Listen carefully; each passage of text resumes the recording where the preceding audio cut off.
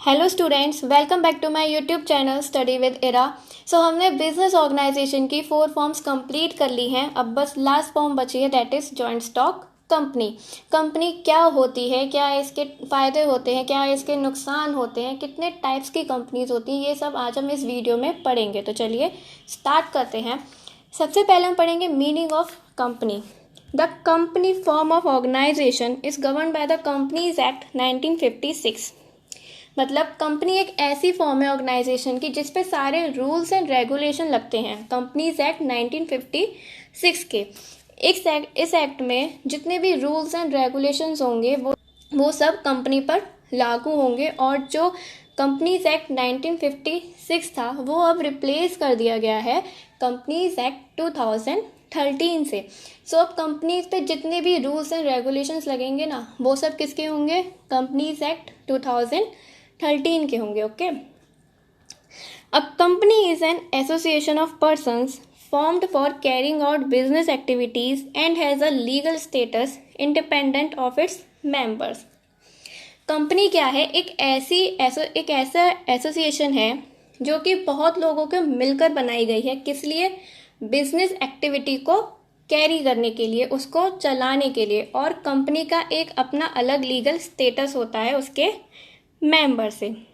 जैसे आपने रिलायंस कंपनी का नाम सुना होगा, टाटा ग्रुप ऑफ कंपनी का नाम सुना होगा, तो आपने इन कंपनी को कैसे जानते हैं? इनके नाम से ही तो जानते होंगे ना। क्या आपने रिलायंस कंपनी के उसके बोर्ड ऑफ डायरेक्टर से जानते हैं? क्या आप उसके डायरेक्टर के नाम से जानते हैं या उसके ओनर के नाम से जानते हैं? नहीं ना, आप उस कंपनी को उसके नाम से जानते हैं, ना कि उसके ओनर के नाम से। तो इन कंपनी का क्या हुआ? इनका अपना खुद का एक लीगल स्टेटस है और वो अपने मेंबर से बिल्कुल अलग है। A company can be described as an artificial person having a separate legal entity, a perpetual succession and a common seal. Company क्या है? एक आर्टिफिशियल कंपनी की तरह काम करती है। मतलब मान लीजिए अगर कोई केस करेगा तो वो उस कंपनी पे केस करेगा, ना कि उसके ओनर पे या उसके बोर्ड ऑफ डायरेक्टर पे। वो उस कंपनी पे केस करेगा। जैसे किसी ने रिलायंस कंपनी पे केस कर दिया, तो क्या उसने वो केस उसके ओनर पे किया है, उसके बोर्ड ऑफ डायरेक्टर पे किया है? नहीं, उसने वो केस कंपनी के नाम पर किया है, दैट इज रिलायंस कंपनी पर उसने वो केस किया है। कंपनी एक आर्टिफिशियल पर्सन होती है, कोई भी उस पर केस कर सकता है और कंपनी किसी पर भी केस फाइल कर सकती है अपने नाम से। ओके, और कंपनी की एक कॉमन सील होती है। कॉमन सील मतलब कोई भी एग्रीमेंट होता है या कोई भी ट्रांजैक्शन होता है तो उस पर कंपनी की कॉमन सील लगेगी, जिस पर बोर्ड ऑफ डायरेक्टर या ओनर अपने साइन करेंगे। जब तक ये सील नहीं लगेगी कोई भी एग्रीमेंट वैलिड नहीं माना जाएगा। ठीक है, नेक्स्ट हम देखते हैं इसके फीचर्स। जॉइंट स्टॉक कंपनी के क्या फीचर्स होते हैं? सबसे पहले artificial person. A company is a creation of law and exist independent of its member like natural person. A company can own property, incur debts, borrow money, enter into contracts, sue and be sued in its own name। Company को क्या है? एक artificial person है। Law company को क्या मानती है? एक आर्टिफिशियल पर्सन मानती है। जैसे कि अब नॉर्मल जो लोग कर सकते हैं ना, कि किसी पे भी केस फाइल कर दिया, कोई भी उन पे केस फाइल कर सकता है। कंपनी ये सब कुछ कर सकती है। कंपनी पे कोई भी केस फाइल कर सकता है, कंपनी किसी पे भी केस फाइल कर सकती है। कंपनी अपने नाम से किसी भी कॉन्ट्रैक्ट पे जा सकती है। कंपनी अपने नाम से कोई भी लोन ले सकती है। तो कंपनी हमारी क्या होती है? एक आर्टिफिशियल पर्सन होती है। कंपनी हमारी सब कुछ कर सकती है अपने ही नाम से। नेक्स्ट है separate legal entity. From the day of its incorporation a company acquires an identity distinct from its members. Its assets and liabilities are separate from those of its owners. The law does not recognize the business and owners to be one and the same. अब company की क्या है? Company की अपनी खुद की एक अलग पहचान होती है। ठीक है, जब वो कंपनी फॉर्म होती है, जब उस कंपनी का इनकॉर्पोरेशन होता है, जिस दिन उसी दिन से उस कंपनी की अपनी एक अलग पहचान हो जाती है, उसकी अपनी एक अलग आइडेंटिटी बन जाती है उसके अपने मेंबर से। लॉ क्या मानता है? कानून क्या मानता है? कंपनी और उसके ओनर को अलग अलग मानता है, दोनों को एक नहीं मानता, ठीक है।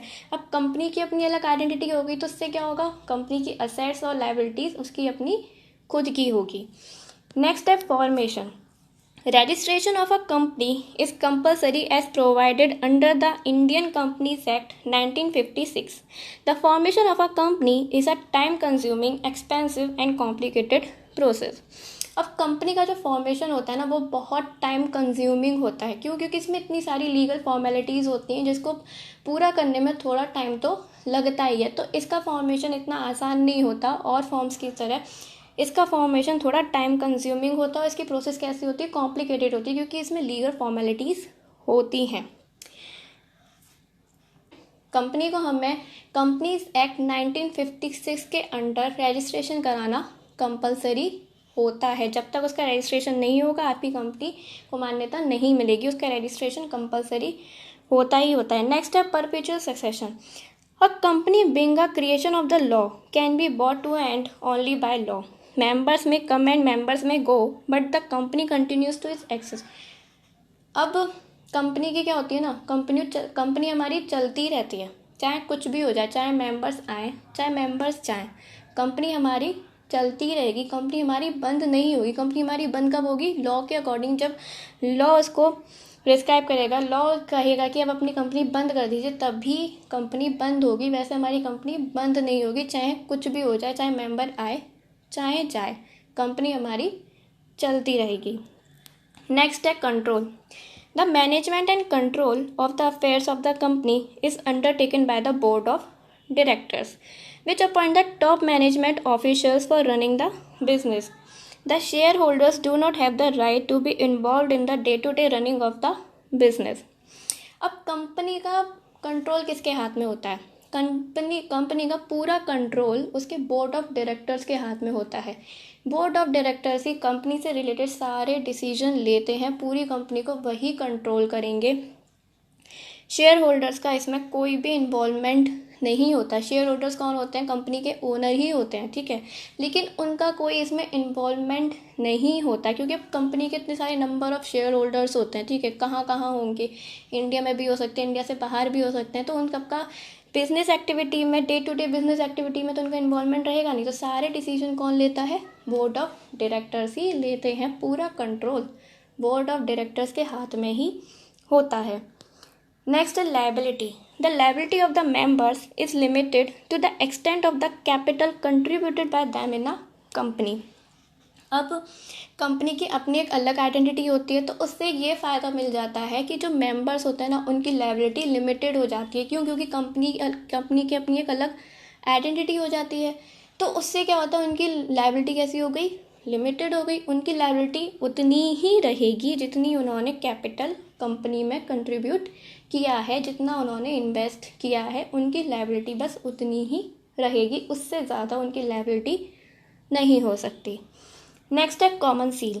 The company being an artificial person act through its board of directors. The board of directors enter into an agreement with others by indicating the company's approval through a common seal. अब company हमारी कौन है, artificial person है। Company हमारी किसी भी contract में enter कर सकती है क्योंकि उसकी अपनी अलग आइडेंटिटी होती है, ठीक है। तो बोर्ड ऑफ डायरेक्टर्स अगर कोई भी कॉन्ट्रैक्ट करेंगे ना, बोर्ड ऑफ डायरेक्टर किसी भी एग्रीमेंट में जाएंगे तो उनको कंपनी की कॉमन सील लगानी पड़ेगी, तभी वो कॉन्ट्रैक्ट माना जाएगा। बिना कंपनी की कॉमन सील के कोई भी कॉन्ट्रैक्ट वैलिड नहीं होगा। नेक्स्ट है risk bearing. The risk of losses in a company is borne by all the shareholders. The risk of loss thus gets spread over a large number of shareholder. हर share holder risk bear करेगा। मान लीजिए अगर मैंने रिलायंस के 2 share खरीदे हैं 10-10 रुपये के, तो मेरा रिस्क कितना होगा, 20 रुपये का। तो इसमें रिस्क कैसा होगा, लिमिटेड ही होगा। जितने के आपने शेयर खरीदे हैं उतना ही आपका रिस्क होगा, उससे ज़्यादा नहीं होगा, ठीक है। नेक्स्ट हम देखते हैं इसके मेरिट्स। जॉइंट स्टॉक कंपनीज के क्या फ़ायदे होते हैं। देखिए मेरिट्स और लिमिटेशन दोनों ही आपको फीचर्स में मिल जाएंगे, क्योंकि फीचर्स में हमारे फ़ायदे भी होते हैं और फीचर्स में हमारे नुकसान भी होते हैं, तो इनके पॉइंट्स आपको फीचर्स में ही मिल जाएंगे। तो पहले हम देखते हैं limited liability. The shareholders are liable to the extent of the amount unpaid on the shares held by them. Also, only the assets of the company can be used to settle the debts. अब company की अपनी एक अलग identity होती है, तो उससे क्या होता है, उससे मेंबर्स की लायबिलिटी कैसी हो जाती है, लिमिटेड हो जाती है. अब हमें कोई भी डेट पे करना होगा ना, तो उसमें मेंबर्स की या ओनर की, ठीक है, ओनर की पर्सनल असेट्स से बात नहीं आएगी. कंपनी की ही असेट्स से सारे डेब्ट्स क्लियर किए जाएंगे, उन्हीं असेट्स से सारे डेब्ट्स को सेटल किया जाएगा. ठीक है. नेक्स्ट है transfer of interest. The ease of transfer of ownership adds to the advantage of investing in a company as the share of a public limited company can be sold in the market and as such can be easily converted into cash.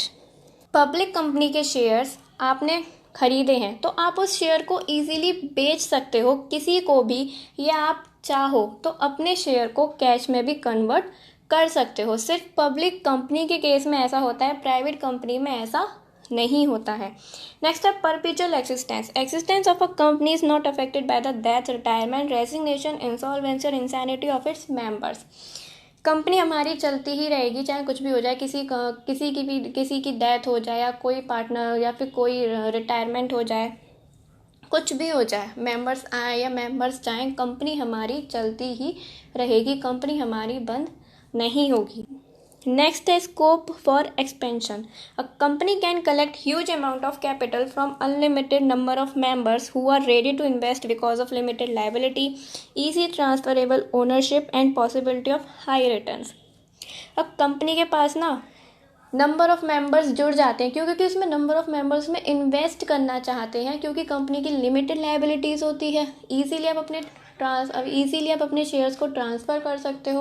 तो इसमें बहुत सारे लोग क्या करते हैं, अपने पैसे को इन्वेस्ट करते हैं, जिससे कंपनी के पास बहुत सारा कैपिटल इकट्ठा हो जाता है. उनके पास ह्यूज अमाउंट में कैपिटल होता है, तो वो इजीली अपने कंपनी को बढ़ा सकते हैं. इससे कंपनी की बहुत हेल्प होती है कि इसमें नंबर ऑफ शेयर होल्डर्स बन जाते हैं. सब अपना पैसा इन्वेस्ट करेंगे तो जाहिर सी बात है ना, कंपनी के पास ज़्यादा पैसा होगा, तो उनको ज़्यादा ग्रो करने की अपॉर्चुनिटी मिलेगी.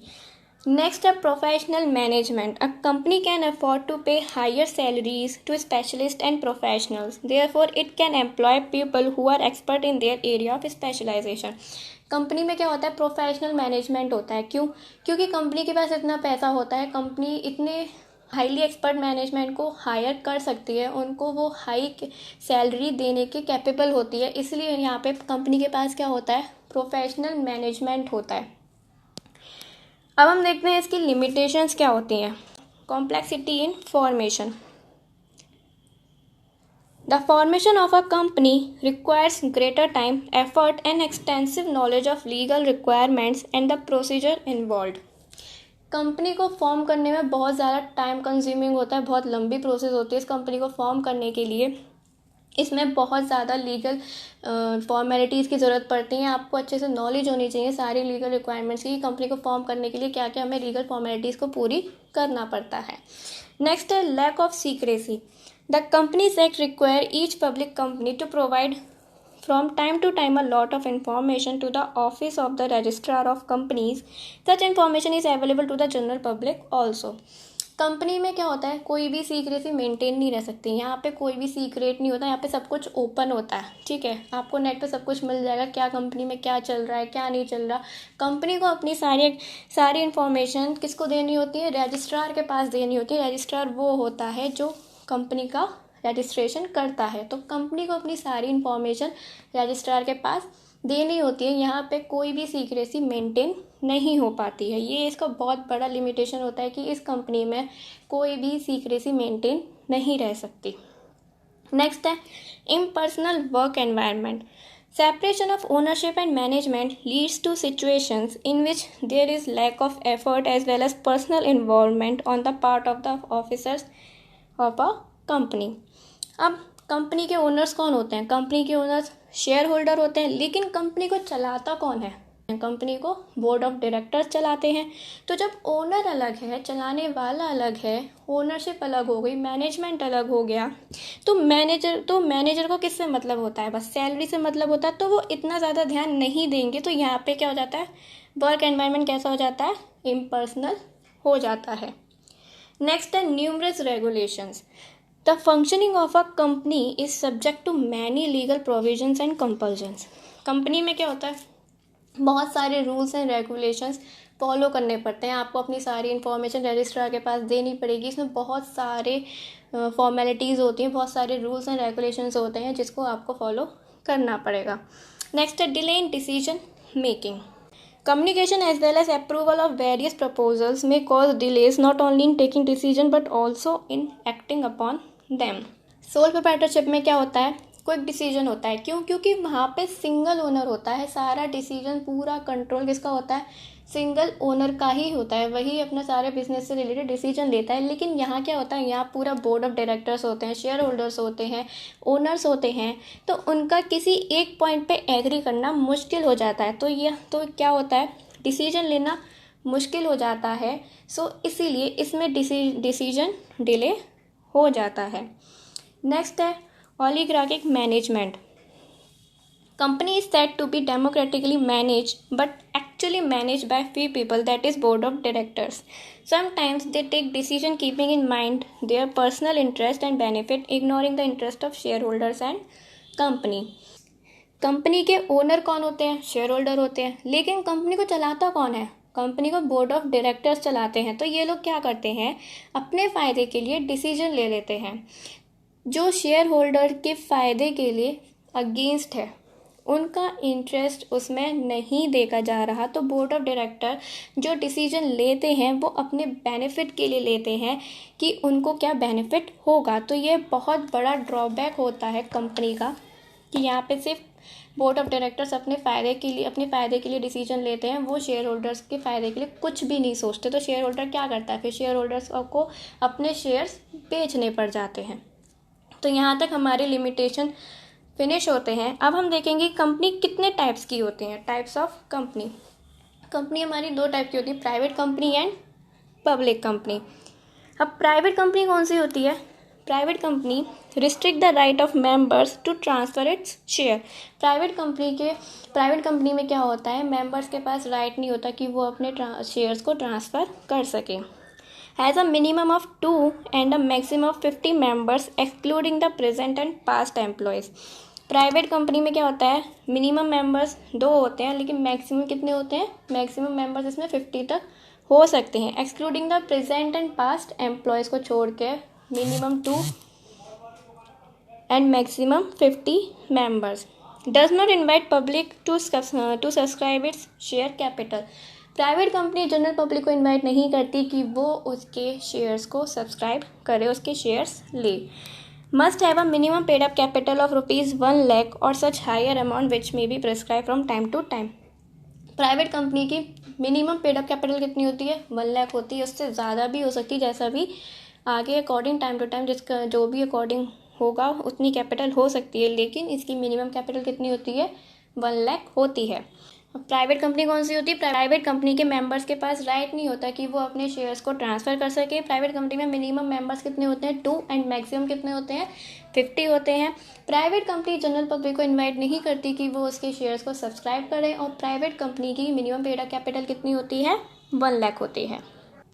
प्राइवेट कंपनी में ये कंपलसरी होता है कि जितनी भी प्राइवेट कंपनीज होती है ना, उनको अपने नाम के आगे प्राइवेट लिमिटेड वर्ड लगाना होगा। उनके लिए कंपलसरी होता है कि उनको अपने नाम के आगे प्राइवेट लिमिटेड वर्ड लगाना ही है। ठीक है, अब हम देखते हैं पब्लिक कंपनी। पब्लिक कंपनी क्या होती है, देखो पब्लिक कंपनी को बहुत नॉर्मली डिफाइन किया गया है। जो कंपनी प्राइवेट नहीं है वो कंपनी कैसी है, पब्लिक कंपनी है। पब्लिक कंपनी की मिनिमम पेड अप कैपिटल कितनी होती है, 5 लाख होती है। पब्लिक कंपनी में मिनिमम मेंबर्स कितने होते हैं, 7 मेंबर्स होते हैं, लेकिन मैक्सिमम अनलिमिटेड हो सकते हैं। पब्लिक कंपनी में कोई रिस्ट्रिक्शन नहीं होता, उसके शेयर्स इजीली ट्रांसफ़र हो सकते हैं। पब्लिक कंपनी जनरल पब्लिक को इनवाइट करती है कि वो उसके शेयर्स को खरीदे। कोई भी प्राइवेट कंपनी हुई जो पब्लिक कंपनी की क्या होती है, सब्सिडरी होती है, उसको भी हम क्या मानेंगे, उसको भी हम पब्लिक कंपनी ही मानेंगे। ठीक है, तो यहाँ पे हमारे प्राइवेट कंपनी और पब्लिक कंपनी आपको समझ में आ गई होगी। अब हम देखते हैं डिफरेंस क्या होता है प्राइवेट कंपनी और पब्लिक कंपनी में। ठीक है, पब्लिक कंपनी में मेंबर्स कितने होते हैं? मिनिमम 7 होते हैं, मैक्सिमम अनलिमिटेड होते हैं। लेकिन प्राइवेट कंपनी में कितने मिनिमम मेंबर्स होते हैं? 2, और मैक्सिमम कितने होते हैं? 50 होते हैं। Minimum number of directors public company में कितने होते हैं? 3, प्राइवेट कंपनी में कितने होते हैं? 2। Minimum paid up capital public company की कितनी होती है? 5 लाख होती है, लेकिन प्राइवेट की कितनी होती है? 1 लाख होती है। इंडेक्स ऑफ मेंबर्स कंपलसरी होता है पब्लिक कंपनी में, लेकिन प्राइवेट में कोई कंपलसरी नहीं होता। Transfer of shares public company में कोई रिस्ट्रिक्शन नहीं होते, लेकिन प्राइवेट कंपनी में रिस्ट्रिक्शंस होते हैं। Invitation to public to subscribe to shares public company public को इनवाइट करती है कि वो आके उसके शेयर्स खरीदे, लेकिन प्राइवेट कंपनी में ऐसा नहीं होता। प्राइवेट कंपनी में रिस्ट्रिक्शंस होता है पब्लिक के लिए, वो उसके शेयर्स को सब्सक्राइब नहीं कर सकती। तो ये थे हमारे डिफरेंस। तो यहाँ पे हमारा जॉइंट स्टॉक कंपनी ख़त्म होता है। अब हमने बिजनेस ऑर्गेनाइजेशंस की सारी फॉर्म कंप्लीट कर ली है, बस अब एक छोटा सा टॉपिक रह गया है जो हम नेक्स्ट वीडियो में कंप्लीट करेंगे। तो आई होप आप सबको ये समझ में आया होगा। तो प्लीज़ लाइक एंड शेयर कीजिए अपने फ्रेंड्स के साथ एंड सब्सक्राइब कीजिए। Thank you.